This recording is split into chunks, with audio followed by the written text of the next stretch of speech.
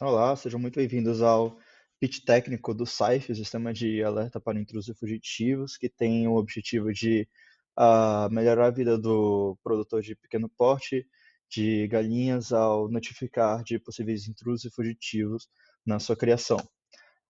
Pois bem, a gente fez a detecção das nossas entradas necessárias para esse sistema através principalmente de alguns sensores, né? Um deles serão os sensores ópticos infravermelhos, que a gente vai chamar de left-right. Left seria um que estaria mais pro meio da rampa e o R, um que estaria um pouco mais para a direita da rampa, quase dentro do vão de onde elas realmente moram. A gente usa isso para o determinador de direção um pouco mais lá para frente. A gente também espalhou células de carga ao redor da rampa inteira para medir o peso do bicho que passa por lá e um microfone Max 4466 para conseguir detectar ruído, principalmente durante a noite dentro desse galinheiro. Para propósitos de conversão de analógico para binário, a gente usou um ADC0804 e para amplificação um INA 125. Ok, a maioria dos sistemas de detecção que a gente fez necessitaram de alguns subcircuitos que nós próprios montamos, e o primeiro deles que a gente usou nisso daí foi o detector de sentido de movimento. E ele essencialmente seria aquele que determinaria se a galinha está indo da esquerda para a direita ou da direita para a esquerda. A gente fez isso através de uma máquina de milho que lembra essencialmente de qual direção que ela veio primeiro, e ela é uma máquina de milho, de novo, porque as saídas dependem também da entrada, não só como estado.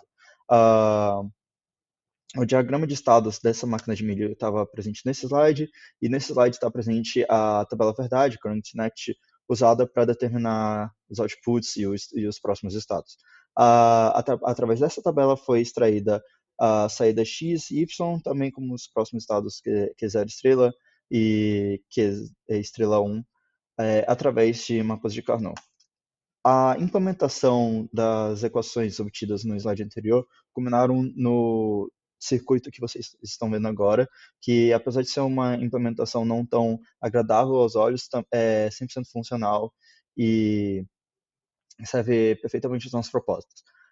Ela usa dois flip-flops D para guardar a memória de estados e várias portas lógicas para determinar a lógica sequencial desse circuito. Bom, agora que a gente já determinou a direção dessa galinha e qual a direção do movimento dela, a gente consegue fazer uma contagem, seja adicionando ou decrementando a contagem atual, e a gente faz isso através de um computador up-down também, feito pela gente, que usa 4 flip-flops T, toggle, para poder fazer essa contagem e também ter essa capacidade de alternar, né, entre o modo de acréscimo e decréscimo. Essa contagem só é ativada quando a saída enable é ativada, ou seja, tem uma entrada para ou up ou down, ou seja, contar ou decrementar.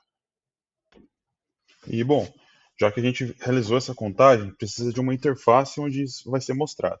Para isso, a gente utilizou um display de 7 segmentos, e o que a gente teve que fazer foi um codificador de um valor numérico de 4 bits para uma saída dos 7 segmentos, né? Como cada segmento funciona como se fosse uma saída específica, então foi necessário fazer as 7 equações para poder ativar, fazer a combinação e ativar esses segmentos. E com essas equações em mãos, a gente conseguiu elaborar o circuito em si. Aqui ele está representado, também teve que ficar um pouco desorganizado na questão visual, mas ele serviu para a gente implementar um CI com essa lógica. Outro circuito que a gente precisou implementar foi o comparador de magnitude. A gente resolveu fazer um comparador de um bit que fosse cascateável. Então a gente consegue colocar mais de um para formar um comparador de 5, 4, quantos bits precisar. A implementação dele está aqui e a gente consegue ver que ele tem Tem três sinais de entrada que são os que conectam com o anterior ou com o seguinte.